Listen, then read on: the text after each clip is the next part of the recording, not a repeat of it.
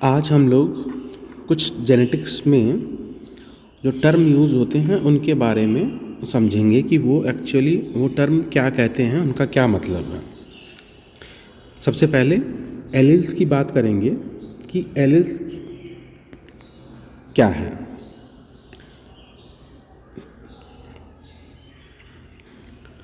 Gene की वैकल्पिक अवस्थाओं को एलील्स कहते हैं। इसका मतलब ये हुआ alternative forms of gene called alleles.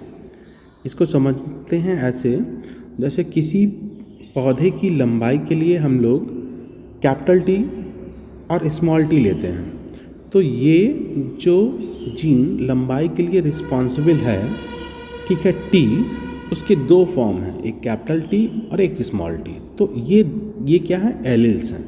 एक जीन की अलग अलग अवस्थाएं, ये कैपिटल टी और स्मॉल टी, ठीक है, तो इनको बोलेंगे एलील्स। जीन, मेंडल के समय जीन की खोज नहीं हुई थी। उस समय मेंडल ने जीन को फैक्टर बोला था। फैक्टर जो किसी करैक्टर को एक पीढ़ी से दूसरी पीढ़ी में ले जाते हैं। मतलब जीन क्या है, जीन एक आनुवांशिकी की इकाई है, उसको हम जीन बोलते हैं, जो कि मेंडल के टाइम पे फैक्टर थे। हाइब्रिड, जब दो डिफरेंट ऑर्गेनिज्म जो ब्रीड में डिफरेंट हो सकते हैं, वैरायटी में डिफरेंस हो सकते हैं, या स्पीसीज़ में डिफरेंट हो सकते हैं, किसी में वो डिफरेंट हैं या किसी कैरेक्टर में वो डिफरेंट हैं, उनके बीच में जब क्रॉस कराया जाता है तो उनके ऑफस्प्रिंग जो प्रोड्यूस होते हैं उनको हम हाइब्रिड बोलते हैं। जैसे कैपिटल टी का क्रॉस अगर स्मॉल टी से कराते हैं तो F1 जनरेशन में कैपिटल टी स्मॉल टी के ऑफस्प्रिंग प्रोड्यूस होते हैं। तो ये एक हाइब्रिड है, ठीक है, इसको हम लोग हाइब्रिड बोलेंगे। नेक्स्ट है मोनो हाइब्रिड क्रॉस। जब दो पौधों के बीच में किसी एक करैक्टर को ध्यान में रखकर उनमें क्रॉस कराया जाता है तो जो ऑफस्प्रिंग प्रोड्यूस होते हैं उनको मोनो हाइब्रिड, और इस क्रॉस को मोनो हाइब्रिड क्रॉस बोलते हैं।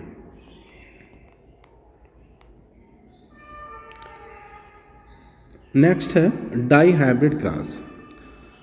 जब दो करैक्टर को ध्यान में रख के क्रॉस कराया जाता है तो ऐसे क्रॉस को डाई हाइब्रिड क्रॉस बोलते हैं। रेसिप्रोकल क्रॉस, इस क्रॉस में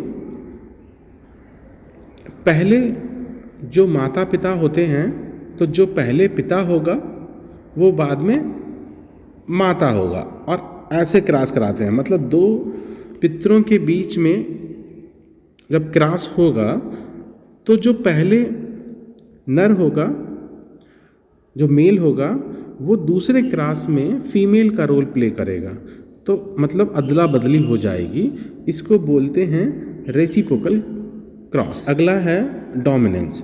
इसमें जब दो पौधों के बीच में क्रॉस कराया जाता है तो पहली पीढ़ी में जो करैक्टर उभर के आता है उसको डोमिनेंट करैक्टर बोलते हैं, और जो पहली पीढ़ी में नहीं आता है उसको रिसेसिव करैक्टर बोलते हैं। जैसे जब हम एक लंबे पौधे का बौने पौधे के साथ क्रॉस कराते हैं तो हमें पहली पीढ़ी में लंबे पौधे मिलते हैं, तो लंबा पौधा यानी लंबा करैक्टर डोमिनेंस है किसके ऊपर, रिसेसिव करैक्टर मतलब बौने पौधे के ऊपर। तो जो बौना पौधा है वो हो गया आपका रिसेसिव, और डोमिनेंट करैक्टर हो गया जो लंबा पौधा टॉल प्लांट।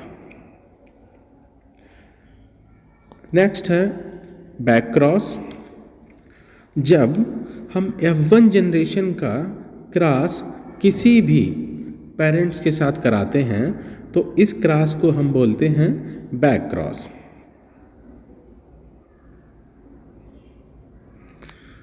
अगला है टैस क्रॉस। जब हम F1 जनरेशन का क्रॉस रिसेसिव पेरेंट से कराते हैं तो इसको बोलते हैं टेस्ट क्रॉस। जैसे हमने कैपिटल टी का क्रॉस स्मॉल टी के साथ कराया तो फर्स्ट जनरेशन में capital T small T F1 generation उत्पन्न हुई।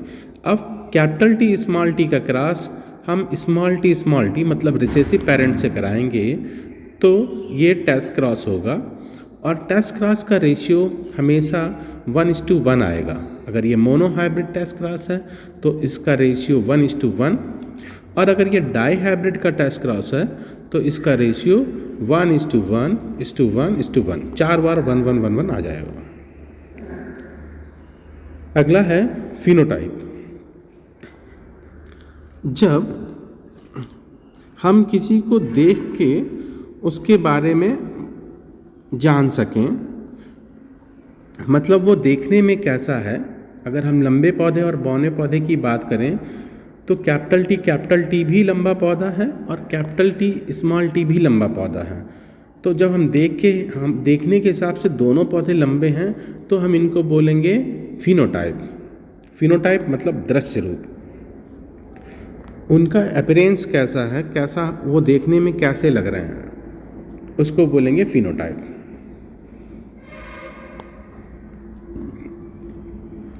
अगला है जीनोटाइप। जीनोटाइप का मतलब ये है कि जीन रूप कैसा है। जैसे अभी जो लंबे पौधे थे वो कैपिटल टी और कैपिटल टी स्मॉल टी दोनों ही लंबे पौधे थे, लेकिन जीनोटाइपिकली अगर देखेंगे तो दोनों अलग अलग हैं। कैपिटल टी होमोजाइगस है जबकि capital T small T heterozygous है। तो जीनोटाइप का मतलब है हम उनका जो जेनेटिकली वो कैसे हैं वो देखेंगे, इसको बोलते हैं जीनोटाइप। होमोजाइगस का मतलब है जब दोनों एक जैसे ही हों। जैसे capital T homozygous, small T homozygous. और ये होमोजाइगस शब्द जो है वो वेटसन ने दिया था।